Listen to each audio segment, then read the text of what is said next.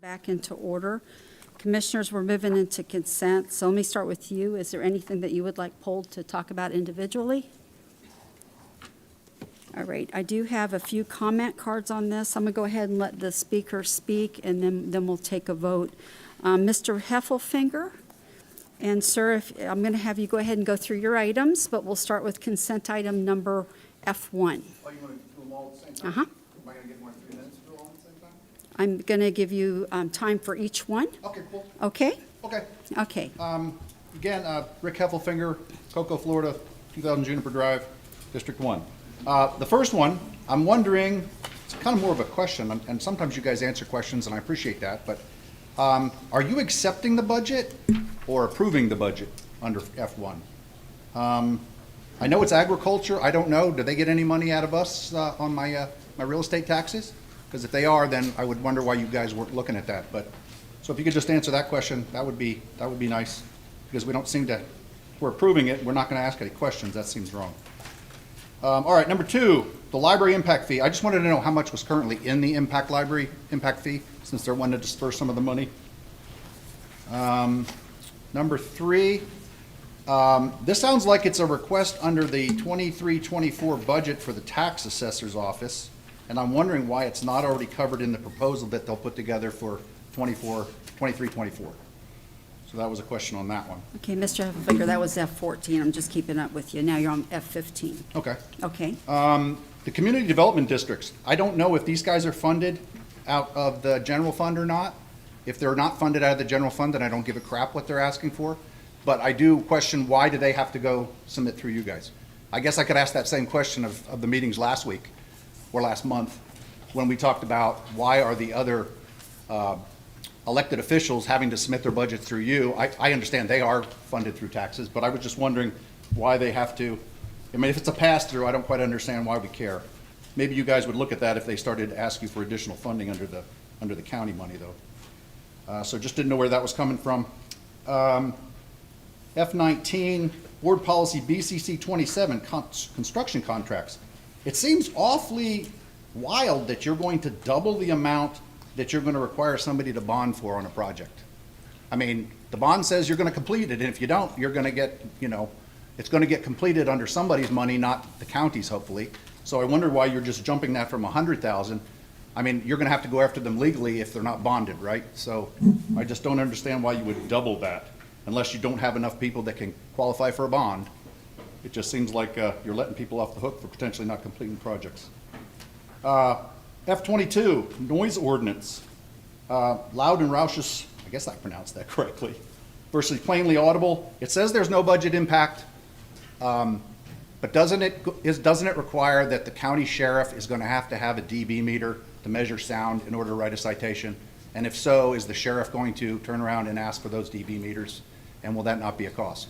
I know that comes up when you get pulled over in a car with a loud exhaust, because I have a classic car that's slightly loud, and my son was pulled over and he says, "Oh no, it's 99% original. My dad bought it this way." And the cop had no dB meter, and I'm not taking a ticket unless somebody can tell me I'm actually louder than the ordinance states. So question, whether the sheriff has to buy dB meters, that would be a financial impact. F24, acceptance and approval of internal audit reports. This is interesting because I was a big interested guy in CARES and ARPA money. And is ARPA, that these internal audits were done, is that the same as CARES? Or is this still one big tranche of money? And when we start talking about CARES money, ARPA money, I was wondering if there was any concern on this board whether there's possible clawback due to a P-card investigation, which I think is still going on, an audit of the P-cards that allege there may have been illegal use or improper use, not illegal, improper use of CARES money. If that turns out to be true, I believe that the state can come back, or even the federal government can come back and ask you for the money back. So are we, and I think I brought this up before, are we keeping in mind how big that investigation may be and how many dollars may be there? Because if you turn around and the state or the federal says we got to give that money back and it's already been dispersed and it can't be clawed back, then you're going to turn to the taxpayers, and that makes me very upset. So I was just wondering if you could update us on that investigation, because I haven't heard anything. I know you guys were concerned about legal defense for people that were in the county asking, they were going to be asked questions. So the clawback is a possible issue, and I was just wondering if you could bring us up to date on that. H2, here's ARPA again. Oh, we get to do them later. Oh, okay. Yeah. All right. Well, those are my questions, and Thank you. if anybody could answer any Mr. of those. Heffelfinger, I tell you what, if you'll send me some of those, I want to give you right answers. We'll go ahead and do some research. I'll get you the best information I can on them, just so I don't speak off the cuff on some of them. Okay, I was just wondering that, you know, I guess my biggest thing is, I had a few questions. The biggest one probably is F1, that are we approving a budget or just passing it through? Because if we're approving it, I'd like to maybe have the opportunity to ask some questions. Right, but if you would, it's like a lot of these things, if you would let us know ahead of time, we'll always have all information you need. Just because I don't want to put a lot of staff on the. Madam Chair? Yes, sir, I don't think. If I may, Yeah. it's a tentative proposed budget plan for planning purposes. By July 15th, we have to submit that to the state. Again, it's for planning purposes. It can be amended, modified, or changed at any time before the budget adoption in September. So it's a working document that has to be submitted to the state for planning operational purposes. Yeah, 'cause So we that don't- we doesn't don't- come out of our We don't do all the real estate budget. tax? We don't do all the budget finals until, Okay. till later. So, but anyway, send me all that data and I'll get you good information. Okay, I don't I mind. just didn't want you to approve something and nobody had looked at it, so I hope we're not We approving. would it, we're never just- do that. It's approving It still a has tentative to be- planning document that will still Okay. have to be approved at the budget hearings to come later this year, sir. All right. Thank you, sir. And again, if anybody had anything about ARPA, I'm still concerned about that. You send me stuff, I'll send it to you, but I think all of us spent all the ARPA and everything through the county, so I think we're pretty kosher there, Well, so. there's some ARPA money that's getting ready to be dispersed, some more of it, so I was wondering if anything's being held back at all. That was my. Actually not, but you'll hear the rest of it later. Okay. Okay, Thank you.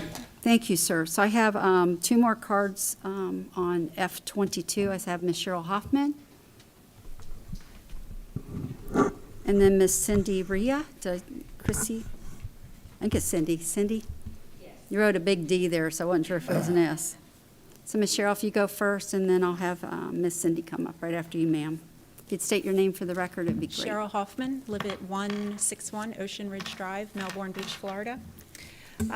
I'd like to start by saying that a picture, we've all heard, is worth 1,000 words.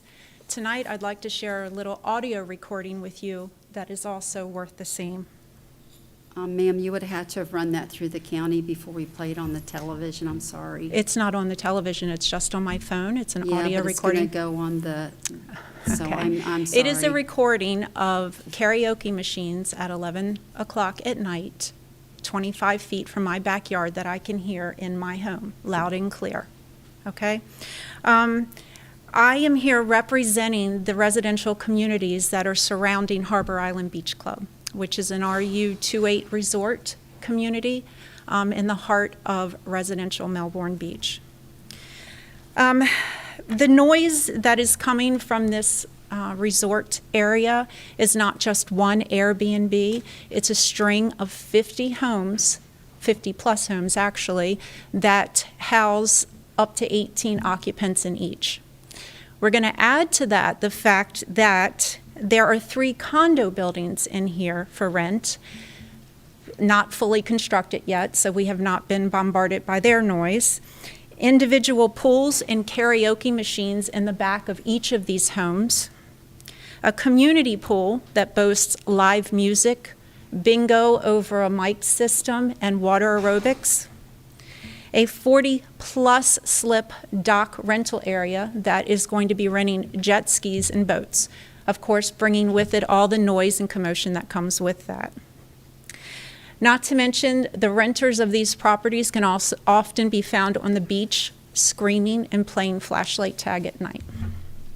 I'm here to ask all of you to tell us how we can live peacefully in this scenario. You might say call code enforcement. We've done that. You might say call the sheriff's department. We've done that too. Both organizations want to help, but are very limited in the actions they can take.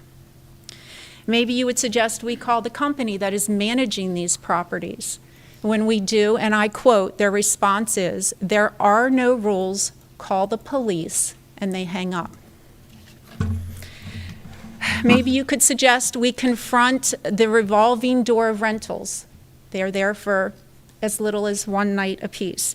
Should we contact them or confront them about the noise while they're drunk and playing Marco Polo from house to house in these swimming pools, 20 feet from our property lines? The fact that these issues aren't being addressed is mind-blowing to me, considering the fact even in Florida, we have a law that regulates the amount of noise.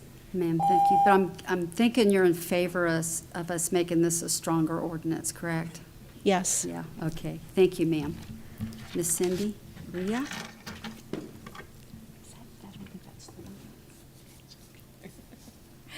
Hi, thank you very much for your time. I appreciate it. My name's Cindy Ray, and I'm a resident in the Landings, which is on Seaview Street, and we're part of District 3 as well. And I appreciate it. I think I've contacted most of your offices over the past couple of weeks. So my husband and I were actually fourth-generation Floridians, believe it or not, and we moved from Seminole County over to Melbourne Beach probably in, 2015, and that was because of the sleepy fishing village, the old Florida mentality, and the quality of life. Well, of course, just recently, we now have our new neighbor again, Ms. Hoffman. She is on the north side of the Harbor Island Beach Club, and our community is directly on the south side. So we are right there at the pool area, and we're, of course, able to be entertained throughout the weekends as well with the full hired acoustics, music, as well as, again, bingo, using a full microphone, and, of course, the morning aerobics. The brochures that they are actually providing does describe a community. It describes a community. It describes the schools. It really is marketing towards a residential community. But it has, in fact, as Ms. Hoffman said as well, it has, in fact, turned into a nightly rental. We have a hotel within our community now. And that is really what has hurt the noise and the ordinance, is because they are coming in on a nightly basis, and we have Fort Lauderdale spring break within our residential community. So this is why we are here to talk about the ordinance, to see what we can do in order to have a cohesive relationship with our new neighbors. How can we work together where they can, of course, have their development be successful, and we have, of course, a community that can enjoy our quality of life as well. Thank you very much. Thank you, ma'am. I'm sorry you have to endure that. Miss Sandra Sullivan? F11?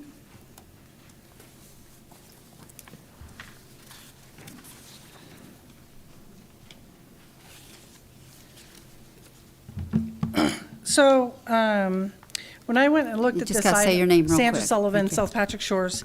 When I looked at this item, the problem I'm finding with some of when the agenda's put up, is the supporting documentation isn't there. I haven't checked today to see if this one is there today.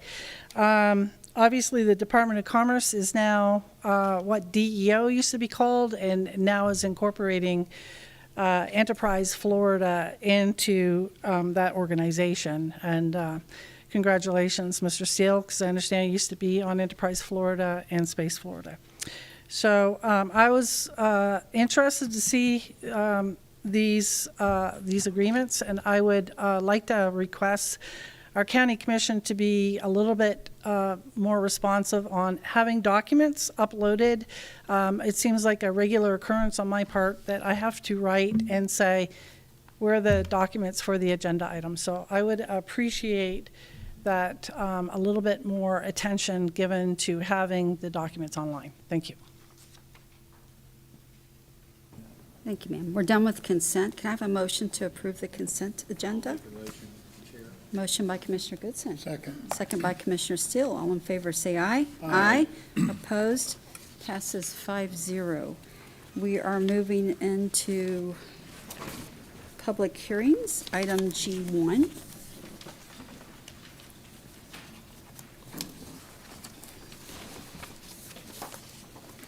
You have cards, don't you? I do. Where did I put it? Good evening, Commissioners. Item G1 is the extension of the temporary moratorium on the new application of biosolids. This extension is proposed for the period of 1 year, and staff is happy to answer any questions you may have. Thank you. Commission, what's your pleasure on this? I'll make a motion. Have a motion by Commissioner Feltner, Second. second by Commissioner Tobias. All in favor, say aye. Aye. Aye. Opposed? Passes 5-0. Item G2. Good evening. Item G2 is the final hearing for an amendment to Section 623724-4E of the Floodplain Protection Ordinance. The modification removes an unintentional prohibition of minor structures requiring fill in North Merritt Island, north of Hull Road. It would allow minor structures with fill if no adverse impacts is demonstrated either through compensatory storage or our flood model in North Merritt Island. Both the BCAC and the LPA recommended approval unanimously. Thank you, ma'am. I do have one card on this. I have Mr. Stuart Scott. Come on up. You're good? Okay, Commissioners, do we have a motion on this? Motion approved. Motion approved by Commissioner Tobias. Second. Second by Commissioner Goodson. All in favor, say aye. Aye. Opposed? Passes 5-0. Item G3. Oh, I'm sorry, Sandra Sullivan, was that G2? I'm sorry, I couldn't read it real quick. I gotcha. Sandra Sullivan, South Patrick Shores. So, obviously North Merritt Island has a lot of flooding issues, and in fact, what has filled this room, citizen-driven, has been flooding issues in Merritt Island. And that was a discussion last night as well. So it would have been nice to see on this an underlying version of what the changes were from the old policy to the new. You've typically done that on the past on items that are changing. So it wasn't clear to me when I was looking at this agenda item what had changed. And so just from a transparency perspective, that would have been nice to see. Thank you. Okay, now item G3.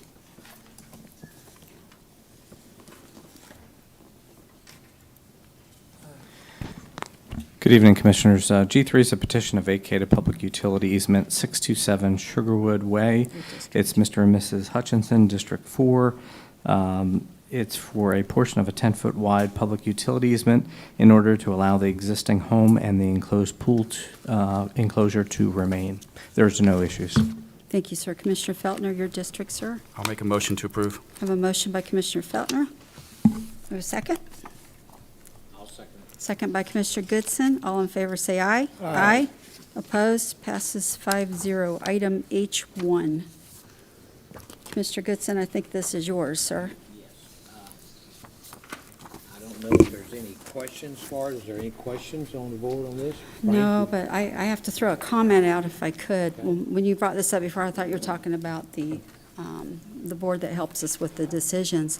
This, just my thought on this, when we first got on, we actually moved one of the morning meetings to night, just for people that worked, so that they were able to show up, and it was kind of easier not having to miss work. And so I kind of adjusted all my other working schedules around that. So if we change this now, one, people are going to have to maybe miss work to come, and I think it would be harder. I don't know about you guys, but it's a little bit tougher on me too. So I'm not going to support this, sir. Okay. But I don't know whether the commissioners are. Okay. Any other comments? I would just say quickly that I think it's, we might be in a situation where if we start a commission meeting at 3, we have a time certain, 5 o'clock for planning and zoning, and we don't finish all the commission business, we take up planning and zoning, and then we'd have to come back to the remaining commission meeting. That's my understanding. And I think that scenario is unworkable. I'm not opposed to being here for the whole day, if that's what we want to do, but I think having them both in the same evening is just not workable. Okay. I don't see it that way. Staff has to be here 4 times right now, 2 for zoning, 2 for the regular meetings. If you combined them all in one day, it would cut down on the staff's aggravation of being here. And with time, like anything else, used to, we only had 1 county commission meeting a month in this county, and now we're up to 2. So it's all a preference of what you wish and what would help the best. I don't think that it's going to make that big of a deal, but if you don't approve of it, then I understand. I think it'd benefit the staff greatly. Do you want to make a motion, or do you want to? I'll make a motion for approval, but I don't think you can see if you can get a second. Okay, Commissioner Tobias is used to that one, but I have a motion on the table. Do I have a second? Okay, sir, I believe it is just Fails going by to- the motion. Yes, Thank you, sir. ma'am. All right, moving into item H2. Commissioner Tobias, this is you, sir. Thank you, Madam Chair. Commissioner Feltner made a good suggestion that this be discussed as its own agenda item at a regular meeting. On March 21st, 2023, I brought up the idea of transferring funds to cover half the costs of printing and mailing new voter registration cards. On May 30th, the school board voted to align their districts to match the Brevard County districts and to go forward with the acceptance of those funds. According to Maria Mayer, on May 31st, there were approximately 101,817 mailings at 63 cents a stamp. That comes to $64,144.71. So my motion would be to transfer $32,072.36 in ARPA funds in the district, from the District 3 tranche to the Brevard County Supervisor elections for the purpose of covering partial costs resulting from the school board redistricting process. That is the motion. I'm more than willing to answer any questions, and I have a dovetail off this once that goes one way or another. Commissioner Feltner, I could- think you meant to hit your thing, so I'm good. Okay, all right, I'm sorry. That's okay, I knew it was you. A lot of buttons up here. You I want me know to work there are, I today? know. All right. I got to teach you how to push them. Would you amend the motion for a period of 90 days if the school district doesn't send their half of it over to the SOE? I'm under the belief that they will, but sure, Well, I think they I'm had okay it- with that. I just made a promise, but if that's a buy-in, that doesn't change the argument one way or another. Okay, I'm just curious why. Well, I think they had a meeting today, and there were some questions by staff whether it was clear that they've ultimately decided that today. So that's all. If, Morris, maybe you can help us with that. I do have two cards on this, so, but, Because I believe there was a motion by the school board today. Well, they made multiple motions on the subject, but ultimately, I think they approved a motion not to accept the funds from the county. And I believe that their chair interjected that the funds could be submitted directly to the supervisor of elections. It was unclear whether that was incorporated as part of the motion or not. But what was clear was the motion was that the school board themselves would not accept the funds from the county to pay for the mailing. okay. And Commissioner Tobias had given his word he would do this if they did it, so, but it's going straight to the supervisor too. And it's only 1 year? Yes, Madam Chair. Okay. Let me say it differently. If the school district doesn't send their money over there, they can't send the cards. True. Fine, then I think we accomplished the same thing. So I'll go ahead and second with that. Okay, I'm going to do cards real quick. Oh, I'm sorry. Good, that's all Yep. right. I have Ms. Sandra Sullivan. Then Mr. Heffelfinger, you're next. Sandra Sullivan, South Patrick Shores. So this follows on the tails of giving $3+ million to the Brevard Public Schools for a park. So what has this got to do with that? So I sent to legal the documentation on how ARPA is allowed to be spent according to the federal government. And so basically, it's COVID money plus for sewage and water.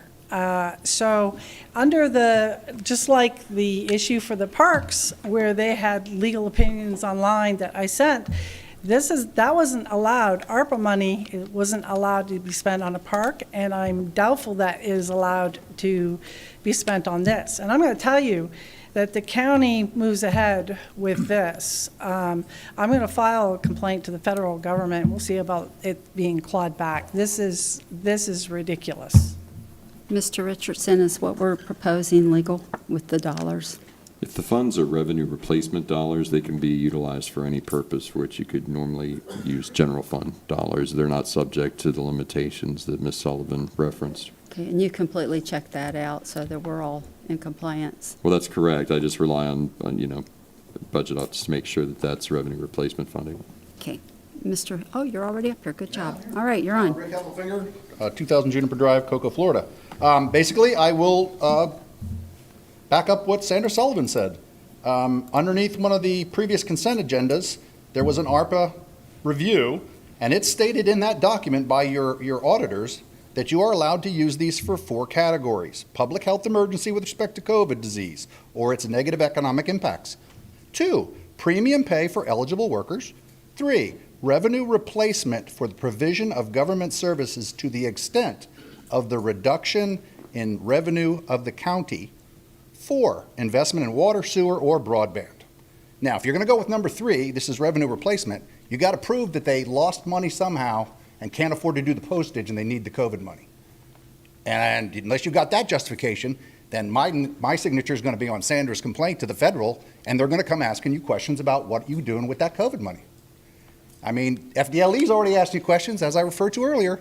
You guys, this COVID thing, you still got this money hanging out there, and now, in the beginning, it was like, oh my God, you guys hired a contractor? Remember that? They went through and they validated that everybody who got COVID money qualified underneath the program. Where is that discipline now? You just say, well, hey, we got some money, let's throw that at them. I think this is garbage too. And I think the federal government's going to think it's garbage. And I don't want to get stuck with the bill because you guys have a clawback that you can't get the money back. That's my concern. Thank you.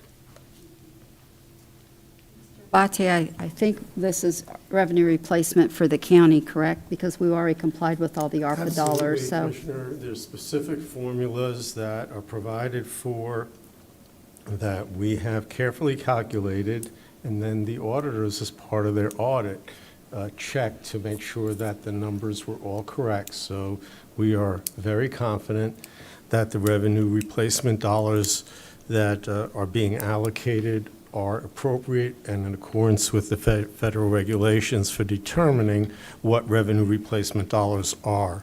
As a matter of fact, for smaller jurisdictions, there's a minimum $10 million. For us, those numbers are significantly higher because of the revenue loss numbers that occurred that are very, that were utilized by both staff and the internal auditors to check against the formula that the federal government had. Thank you, sir. Commissioner Tabaya? You're back on. Did you want to make your motion now? And Yes, Madam Chair. Commissioner Feltner had a second there. I wasn't aware of whether or not that was with the 90 days. I'm comfortable with either one of those two. Commissioner Feltner, would you be happier with the 90-day? That would make me feel better. Okay, so, All right. Madam Chair, may I amend the motion? Yes, sir. Move to transfer $32,072.36 in ARPA funds to the Brevard County Supervisor election for the purpose of covering partial costs resulting from the school board redistricting process to be returned or after the 90 days or to wait the 90 days. Which one of those two? If they don't send their money in 90 days, then we get ours back. Okay. Okay. Okay. Motion and a second. All in favor, say aye. Aye. Opposed? Passes 5-0. All Madam right. Chair. Yes, sir. You got Thank more you. information. Yeah, dovetail off this. The county attorney's office has indicated that this method of district alignment can be made permanent via county charter amendment. Before staff spends any time on researching methodology and ballot language options, I'd like to see if the board, where the board stands on moving in the direction. And of course, any way that this is done, I would certainly like as much involvement as possible, but I did not want to put the county attorney through all of that work if the board was not in support of permanently or allowing voters to make the decision to permanently align that. So there's a white paper that was handed out, and as soon as I got it, was put on the agenda that indicates that this is the possibility, and I just wanted to find out where the board was before I asked the county attorney to spend all the time looking at different ways to do that. Commissioner Feltner? Do you think the school district would be in favor of this, or would they consider a resolution in support of this? Madam Chair? My conversations have been with the school board chair, Mr. Susan, and as there may be a vote outside, I highly doubt he would have spoken with anyone else. I have not reached out, but I assume that a portion of them, certainly no, not all of them, but a portion of them would be in favor of this. Can I follow up? What about possibly asking the school district to consider the issue and if they support it, pass a resolution, and then we could take up the issue to give to staff to draft ordinance? Would you be in favor of that? Madam Chair? Sure.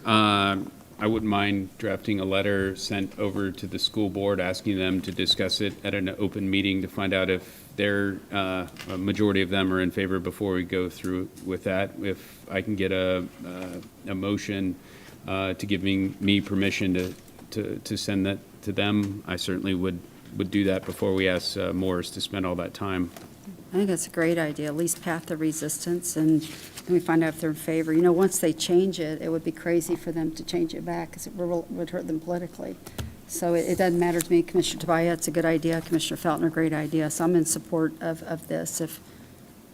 So, Madam Chair, can I have a motion only that way I won't have to put the disclaimer on the bottom that would give me? Okay, motion by Commissioner Steele, All right, I'll second. second by Commissioner Feltner. All in favor, say aye. Aye. Opposed? Passes 5-0. Thank you, Madam Chair. Commissioner Tobias. All right, you sure are designing our county a bit here. Kind of Danish we're missing. Do what? We're missing. Tobias, we're missing. He's not next going year. nowhere. Well, next year he is.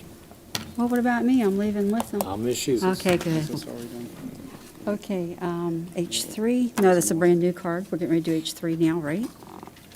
Did I miss it? No. That's right now. Okay. Okay. Item H3, Commissioners, I put this on the agenda, and I have one card, so I'm going to let Mr. Heffelfinger come speak, sir. Rick Heffelfinger, 2000 Juniper Drive, Cocoa, Florida. Making this painful, but I do, this goes back to the meetings last month. I don't understand the relationship between the charter offices and the Board of County Commissioners. They are funded through the Brevard County, all of our little homeowners' taxes, right? And they submit a budget, and they submit that budget to the state. And the issue came up that why is the Brevard County Commission questioning their numbers when their budget is approved by the state? So, and there was a list of questions that went out to some of those offices, and this resolution does not include those 10 questions that we wanted answered, or that Commissioner Tobias wanted answered. So what is this, what is the purpose of this? I mean, again, is this another question of, is this a pass-through?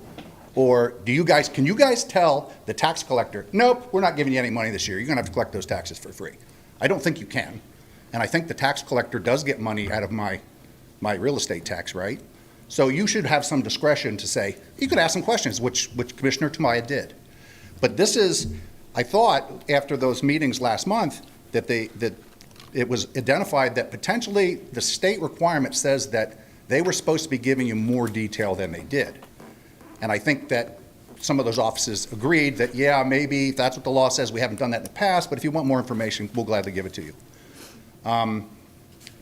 So I don't know what this is required. I thought we had it worked out. They would submit, like they have in the past, They would submit with more detail now because you pointed out that the state says that they have Forms F3 and 4 or whatever it was, the additional information.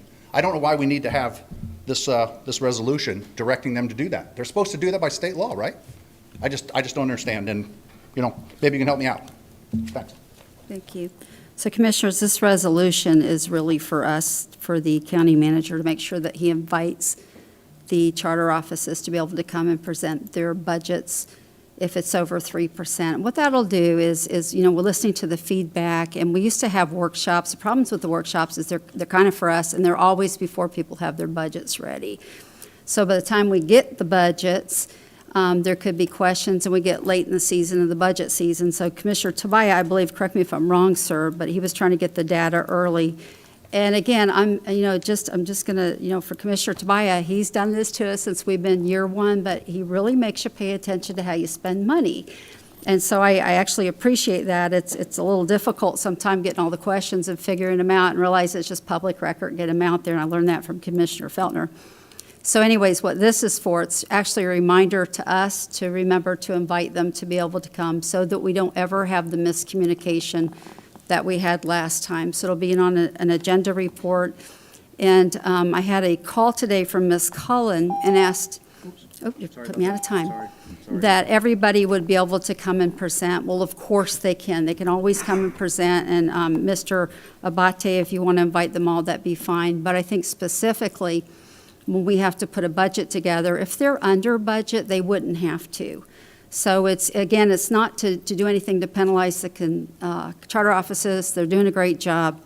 But the good thing out of this is that we were able to get a lot of wonderful information and hear how good they're doing on their budgets. There's a couple questions we're still waiting for to come in. I sent a letter to the supervisor, and I know I'll get that soon. So I think this is good, and this is actually just a reminder for us. The county manager will always make those calls so that they're able to come in and present if it's over an amount that we have to do different with all the budgets. And Commissioner Tobias, I have to, I know you took a lot of hit on this, and it might have been difficult with how it all went through, but I always appreciate you asking questions. So you got us turning over every bit of information that we do in our offices with everything, so I certainly appreciate it. But as we're getting ready to vote on this, and something I think would be good for the commissioners, and I don't think we've gotten them in the past, I think if we could get the clerk's office to always send us their financial reports. We don't get those. And so I'm going to ask for those, because I think if we get those ahead of time and we can look at them, I think that solves most of our questions anyways. So Mr. Abate, is it possible for us to get a copy of all their financial statements? I guess it was your ending September 2022, and then this year. I think it would help the commission out a lot if we get that audited financial statements of them as well as the budgets. We do receive audited financial reports every year from the external auditors that has those reports for each of the charter officers, so we can provide that to the board. Okay, I think that would help us out a lot with questions, because there's a lot more detail in that. And a budget is a legal document. So as a government entity puts that together, it's probably just as legal as the financial statements. But the financials have actual year-to-dates, which also are very nice to have as well. And we don't get that from the constitutional offices because they do their thing, but we definitely do them in here. We always get reports from Ms. Hayes on how we're doing. But I think those financial statements for us would really help with questions moving forward. I know just from what I do, it's kind of fun looking at numbers. I enjoy looking at all those numbers a lot. So anyways, commissioners, I would love to have a motion for this. Again, Mr. Abate, if you want to invite them all, it's fine, but I think it's very healthy for anybody going over that amount that they're able to come in, just to be able to have them explain, just so that they're not catching any heat from the public. So commission? Motion to approve, Madam Chair. Motion by Commissioner Tobias, second? I'll second. Second by Commissioner Feltner. All in favor, say aye. Aye. Opposed? Passes 5-0. Thank you. And Commissioner Abate. Mr. Abate, you'll get us the budget, sir? Thank you very much. All right. And moving into new business, item I-1. Commissioners, I-1 is a performance bond reduction for Stadium Parkway Segment E, releasing a portion of a performance bond for the Viera company The developer posted a surety performance bond for a guarantee for completion of the infrastructure improvements. After starting, they realized that they had completed a large portion of the project and requested a revision, so broke the project into 3 phases. 2 of the phases are complete. They were requesting a revision of their performance bond from $8.2 million down to $1.2 million, and staff is in support.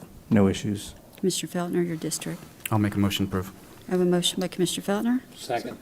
second by Commissioner Steele. All in favor, say aye. Aye. Opposed? Passes 5-0. Item I2. Good evening, Commissioners. Item I2 is coming from the TDC, Major Event Grant Program Funding Guidelines, Application and Committee Score Sheet. The major change was maxing the grant to $75,000, and this is for events of 25,000 attendees or more.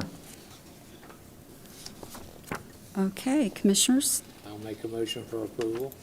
Motion by Commissioner Goodson. Do I have a second? I'll second. Second by Commissioner Feltner. All in favor, say aye. Aye. Opposed? Nay. Nay. Passes 4-1 with Commissioner Tabaya in objection. Okay. Moving into item I3. Item I3 is a request from the Economic Development Commission of Florida Space Coast for the Board of County Commissioners to adopt an economic development ad valorem tax exemption resolution requesting that the Brevard County Property Appraiser conduct the required analysis and provide the board with a report as required by Section 196.1995, Section 9, Florida statutes, and requesting that the Economic Development Commission of Florida Space Coast conduct an economic impact analysis of L3 Harris Technologies, Project SAMT, and provide the board with its recommendation as to the extent and length of the tax abatement. Mr. Edgar Campa Palafox, Vice President of Business Development with the Economic Development Commission of Florida Space Coast, and Mr. Jason Lambert, Vice President of Operations with L3 Harris Technologies, are here with us this evening to answer any questions you may have with regards to L3 Harris Technologies' application for economic development incentive. Thank you, ma'am. I'm going to call Ms. Sandra Sullivan first. And then Sandra Sullivan, South Patrick Shores. So in reading in the past the tax abatement, that was a referendum that the people of Brevard passed. It was to attract new businesses to Brevard. And as this is an existing company that is already here, the DOD is very much in expansion, and space program is very much in expansion. I don't think they need a tax abatement. They are already here in Brevard. It's not like we're attracting them to Brevard. Brevard is hot for DOD and the space program, so I don't see the need to offer an incentive, and I'd like to suggest that given the tough economic times we're coming into with inflation and the fact that we have a lot of unfunded needs because impact fees haven't been updated in 20 to 30 years, and things are looking tight on this budget, that maybe now is not the time when we need to be very fiscally conservative to take a reduction on the income to the county, especially if you're looking at busting the cap. Thank you. Thank you. Commissioner Steele, this is in your district. Thank you so much. Ms. Sullivan, I completely disagree with you in regards to the potential of this company just being here, because there are several other states looking to pull this L3 contract out of here. So you're absolutely incorrect in regards to that. I look at these economic developments and programs like this in a variety of different ways. And the first way I look at it is it going to benefit the total economy, and is it going to come out with a positive impact for Brevard County? And that's what this study is going to be all about. I'm not saying I'm going to support it at this particular point in time, but if in fact the impact is going to be positive for the economy, positive for the people that have jobs here, and positive for Brevard County in the end, after we look at a positive report, then we'll have to make a decision then. So I would move to move the recommendation forward. Okay, sir, we're going to, would you like to hear from Mr. Edgar? You're making a motion to approve it today. Correct. Okay, I have a motion to approve. Do I have a second? I'll second it. Second by Mr. Goodson. All in favor, say aye. Aye. Opposed? No. Passes 3-2 with Commissioners Feltner and Tobias an objection. Okay, we're going to move into item I-4. Thank you.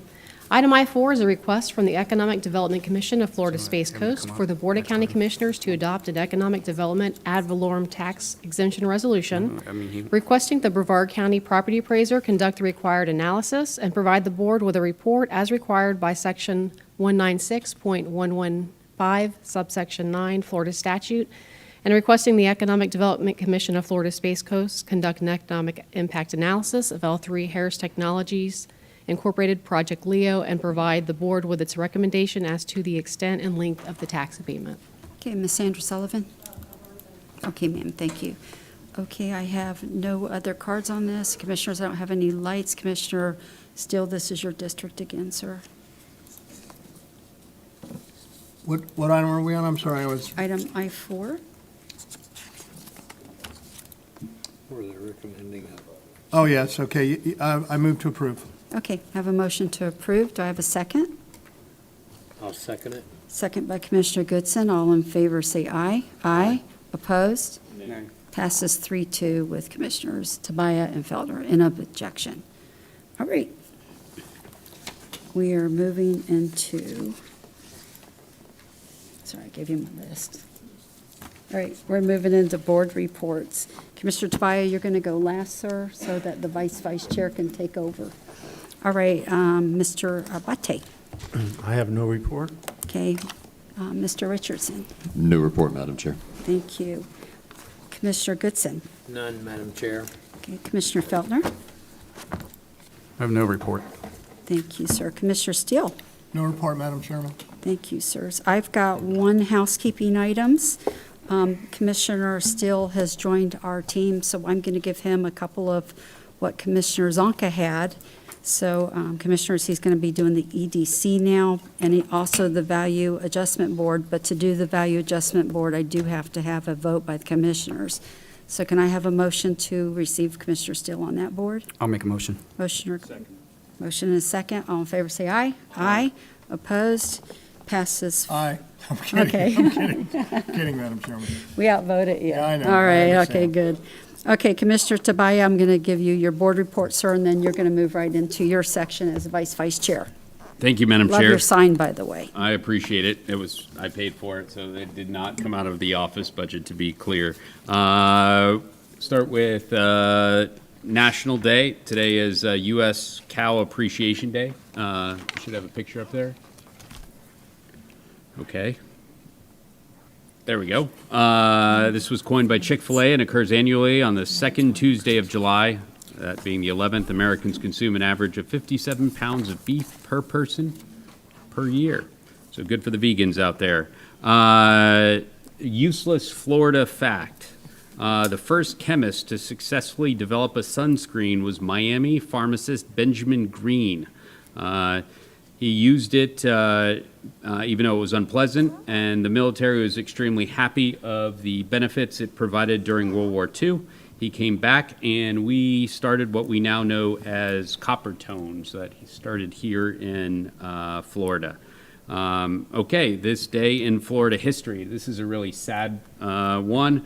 The Hurricane Dennis made landfall over Santa Rosa Island as a Category 3 storm, causing $3.98 billion worth of damage. Because of this, the name Dennis was retired in the spring of 2006.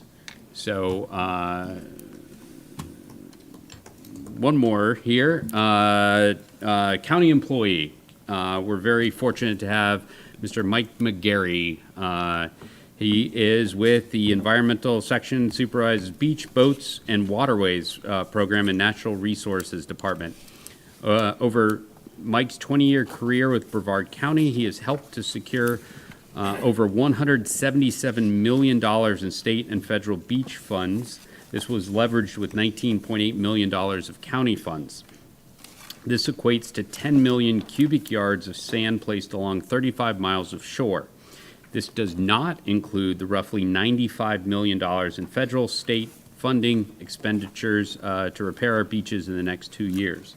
He's very well thought of, seeing as in 2005, he won the Outstanding Achievement Award from the SFBPA. In 2018, the Public Service Award. In 2018, Sheriff Wayne Ivey awarded him the Making a Difference recognition, 5 Brevard County Excellent in Action Awards, and he was a honored graduate in the Executive Leadership Institute in 2016. So the fun stuff about Mike personally: he has a BS in marine biology from UNC Wilmington and a master's degree in oceanography and coastal zone management from Florida Tech. Mike has been with the American Shore and Beach Preservation Association Board of Directors for 15-plus years and was recently elected to the Florida Shore and Beach Preservation Association Board of Directors in January 2023. Mike is both an amazing county employee and an amazing human being. Mike competitively races sailboats. He once saved a friend's life on Lake Ontario when the boat capsized in a storm. He was the first to top the boat after it capsized and dove in to cut a friend loose whose neck had been tangled in the lines. And my favorite one, prior to his employment with the county, Mike worked in aquaculture and flew fertilized fish eggs all over the world. Trinidad, Italy, as examples. He used this in his checked baggage, and sometimes the eggs hatched during flight, which I don't know, if that's problematic, but it's on the record. So, Mike, if you'd like to say any words, we really appreciate your service to the county. We may not always realize that, but when we look at the beaches and see all the sand there, it's your hard work that got it there. Thank you for all you do.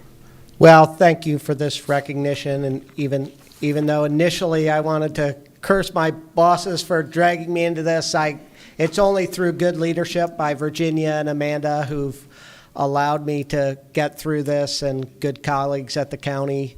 The coworkers make it fun and successful, so thank you so much for the recognition. Thank you, Mike. Commissioner Tobias, from some of those pictures, it looked like you could start a county calendar. Yes. January, Yes, February. They were sent in. We were all thinking, right? Okay, I'm sorry, go ahead. Okay, one piece of housekeeping. I'd like to make a motion to approve the minutes. Thank you, sir. I'll make a motion. A motion by Commissioner Feltner, second by Mr. Steele. All in favor, say aye. Aye. Opposed, passes 5-0. Thank you, sir. Madam Chair, I'd like to move into public comment. We will start with Mr. Tovey.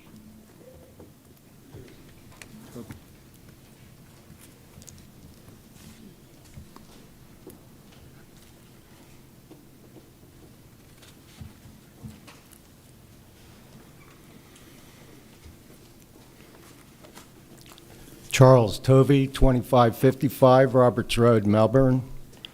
Put on my card, public comment, speaking about, I'm glad I could sit through the whole meeting and hear everything, but public comment speaking has cost me my life, liberty, and a pursuit of happiness.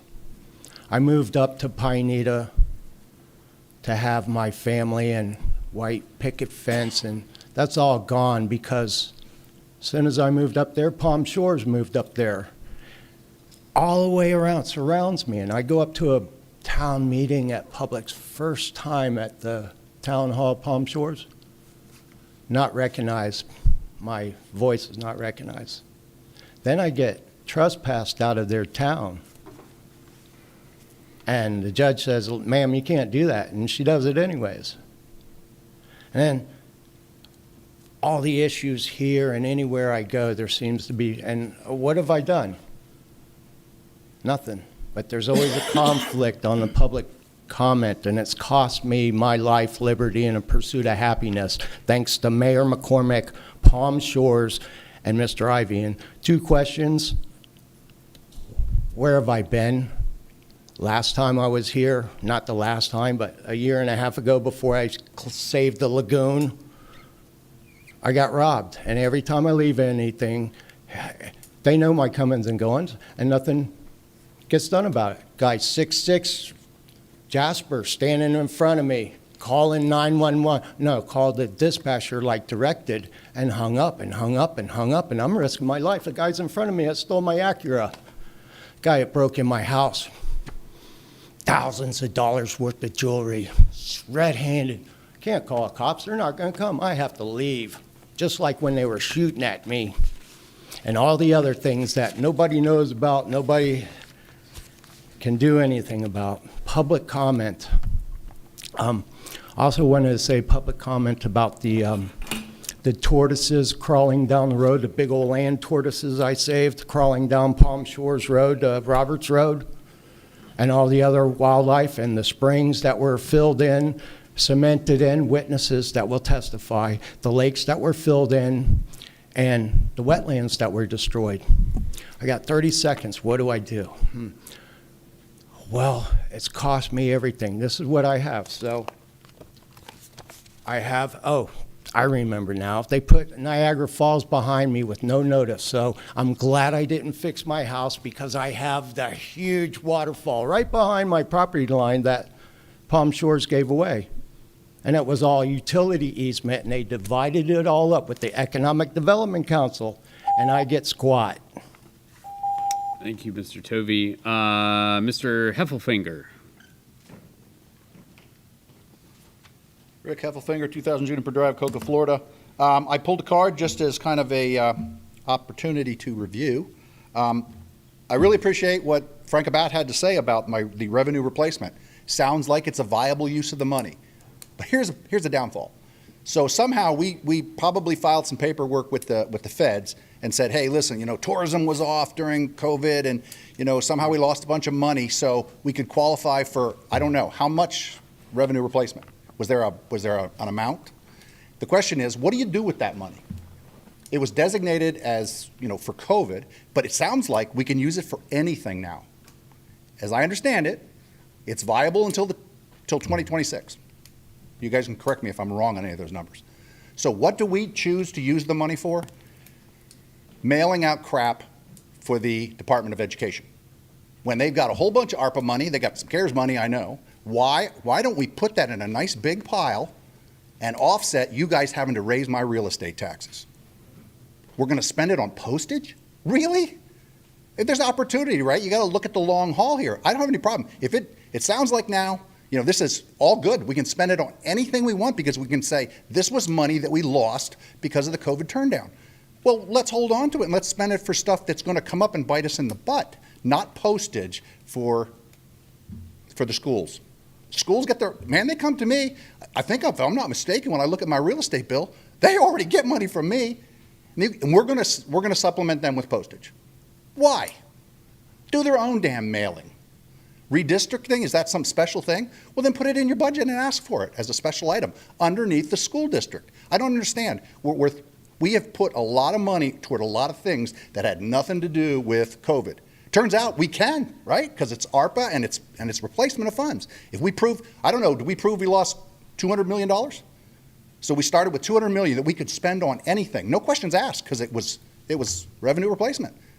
I question, what are we doing with the, I guess if revenue replacement is a viable thing, then maybe the former commissioner doesn't have a problem. He bought chairs and crap, right?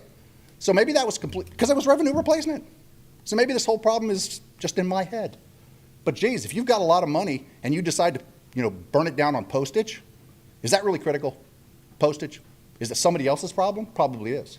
I would love you to put that in a pile and say, hey, listen, we had a major problem. We had a major sewer blowout, and we need to get on that. Well, if you got some of this replacement money in there, grab it, and then you don't have to come to me going, oh, wow, we had a big water problem, but you're going to spend it on postage. I don't. Maybe you guys didn't know that it was open to spend on anything, but sure, I would like to hold on to some of it for an emergency. Also, the request for financial data. Could you please put that in the E-Star registrar Thank documents? you, Mr. Heffelfinger. Make that request. Thank you. Last but not least, Sandra Sullivan.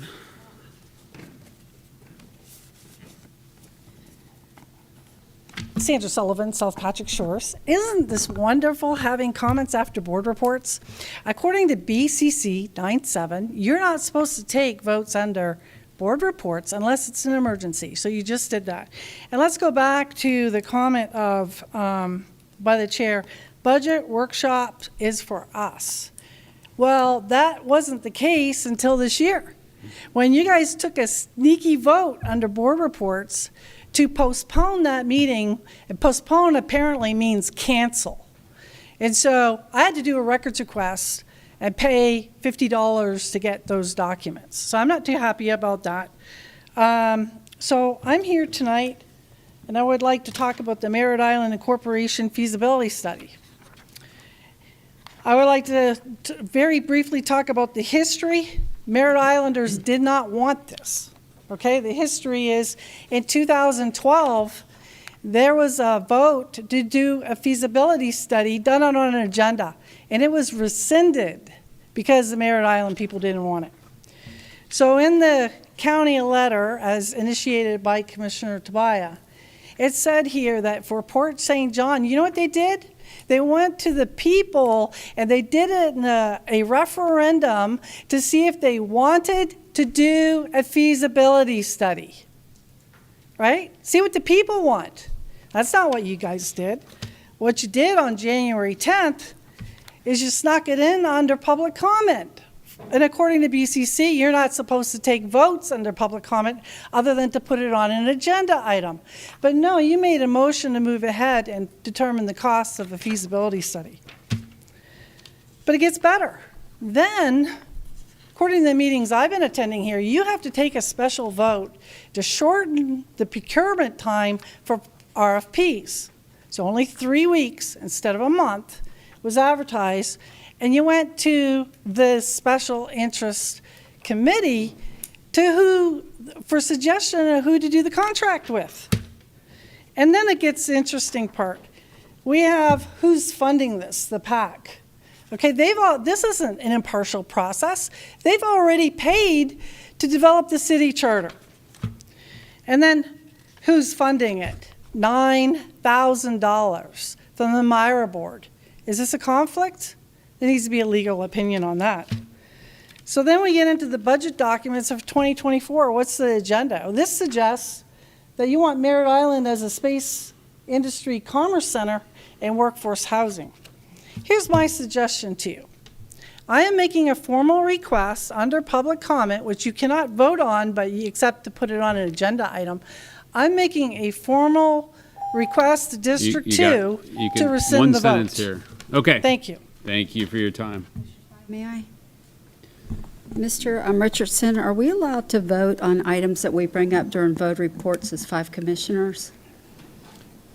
It depends on the nature of the item, but for example, tonight you voted on the minutes. That was on the agenda. It was just skipped over earlier, so that's not a problem. But I know we like to discuss things, but the 5 commissioners, typically if we have something and we bring something up to move something forward, there's no problem with that. For the things that you use it for, you're correct. No, there are certain things you wouldn't be able to do during board reports that would have to be agendized and noticed. They have to be advertised. Correct. Correct. Okay, just wanted to clarify that. Commissioner Tobias, sir, I'm sorry. Thank you. Thank you, Madam Chair. Seeing as there are no other public comments, I'd like to turn it back to the real chair. You're so kind. I'm going to call this meeting adjourned. Thank you.